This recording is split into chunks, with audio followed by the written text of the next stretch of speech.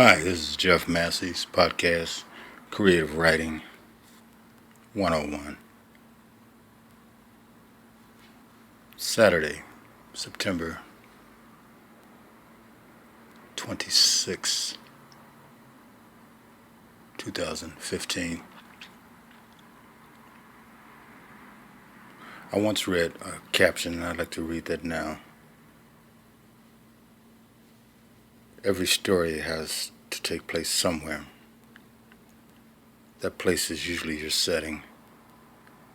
The setting quite often becomes what suffices as background information in your story.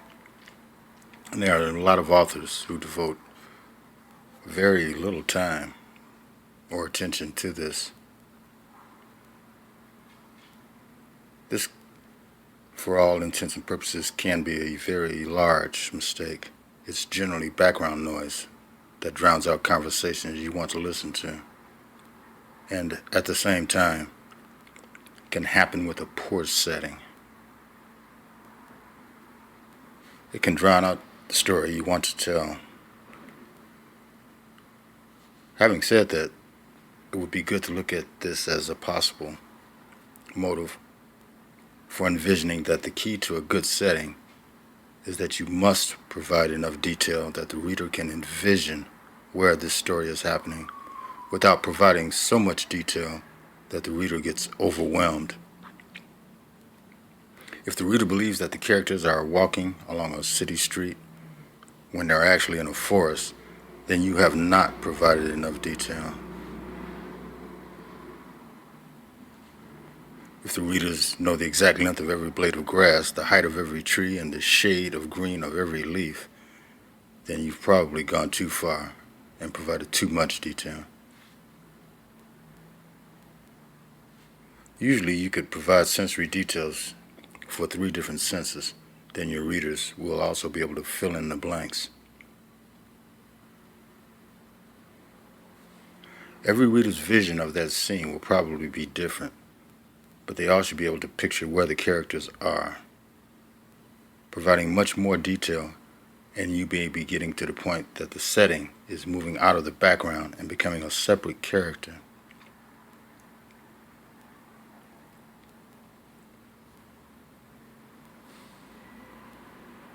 Always find the middle ground on setting. When you're engaging with the writing of your story, you have 2 main choices for your settings. You can write a story that is set in some part of a real world, or you can set your story in an imaginary location.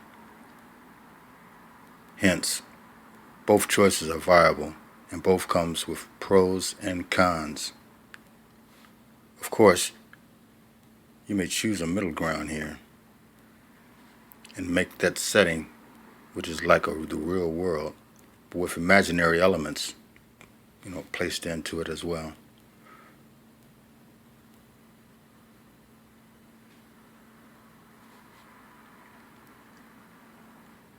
One disadvantage of a real-world setting is that your readers may have actually been to that setting, and they may pick apart errors you make in writing about it.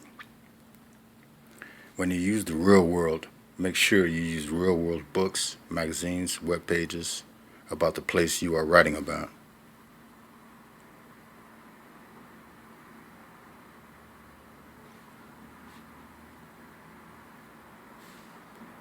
Give the starting point and the end point and a brief description of what happens in between. This way, regional experts won't be able to find too many errors, and they can create their own maps for how these people are getting around. Those who do not know the area well will have all they need to keep the story believable without getting bogged down in details they're unlikely to remember. Invented settings, however, remove the problems of readers knowing more about your setting than you do. They have the disadvantage that a lot of knowledge common to the characters will not be common to the readers. As such, you may have to spend some time telling the readers things the characters would already know. Hence, don't fall into the trap of having the characters discuss it. That is very unbelievable and breaks the flow of the story. As such, you should also try to weave the necessary information into the narrative of the story.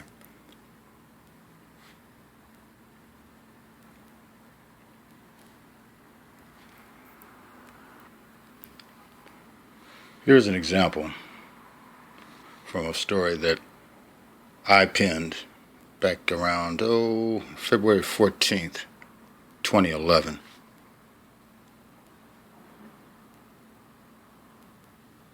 The title of the story is The Man Who Would Be King. She's a local.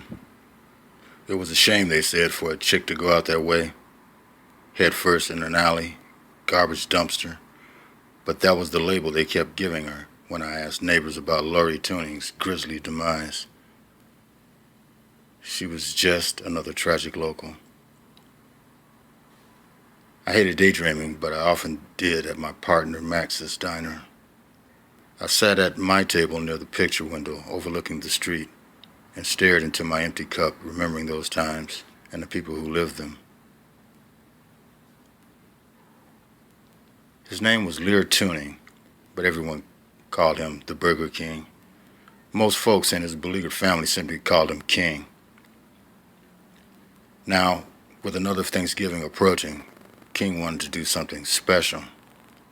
He was excited by the idea that this was the last Turkey Day of the 20th century. Being in a particularly festive mood, King had chosen this holiday to reunite with his family. Of course, this reunion he had in mind was far from being either uncomplicated or mutually desired by his family. But King, being the obtuse dreamer that he was, stubbornly proceeded with his plans and ignored all the bad omens and the naysayers. Some say King was a foolish old man, alone, sickly, and caught up with reliving exaggerated past glories. I might have agreed with them, but after King's invitation to accompany him to his daughter's funeral, my opinion began to change. Having known King mostly through my patronage of his popular soul food diner, which was located in the Chatham district of Chicago's South Side, I had only been privy to the public side of the man.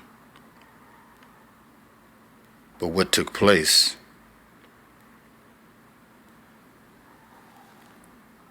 Yes, what took place over the 72 hours surrounding this Turkey Day changed forever how I understood King, the nature of family bonds, and eventually my own descent into old age.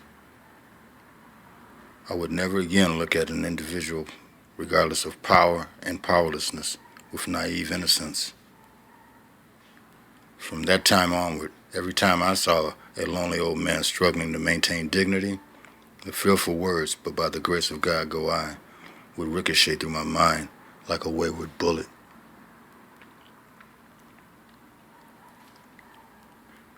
Being a middle-aged divorce reporter, I had toyed with story ideas concerning the issue of how society cares for the elderly. So when King gave me the invite, I jumped at the chance. He told me to pick him up at his South Side apartment, located around South Jeffery near 75th, at around 9 o'clock on Wednesday. That morning, as I cruised down 75th Street, I was struck by the sight of wayward souls wandering up and down the stroll. You know, drunks sitting on the ground outside the multitude of booze stores, young boys encircling payphones as if guarding the occasional female druggie who was busily frantically trying to con some fool on the phone for a loan to pay off her ransom for overnight drug debts to local gangbangers. Homeless, young and old, folks were pushing shopping carts filled with discarded beer cans to market. The scenes made me wince and wonder about the madness of their lives.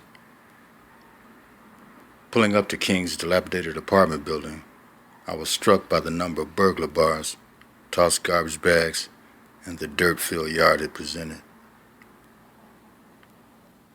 The broken windows abounded on the face of the heap. As I entered the hall, after King had buzzed me in, an exploding aroma of stale urine, marijuana, and booze made me choke.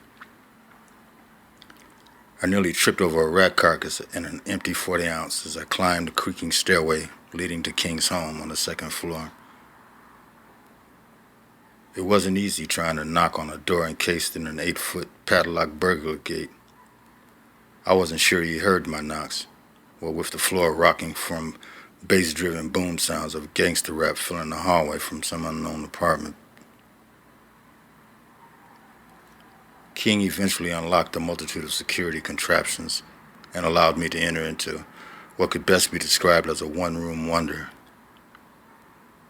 The metallic clang of his walker seemed to keep up with the beat of what sounded like Nancy Wilson's "Guess Who I Saw Today," coming out of the cheap radio on his kitchen table, which was seated conveniently next to last night's Kentucky Fried Chicken box.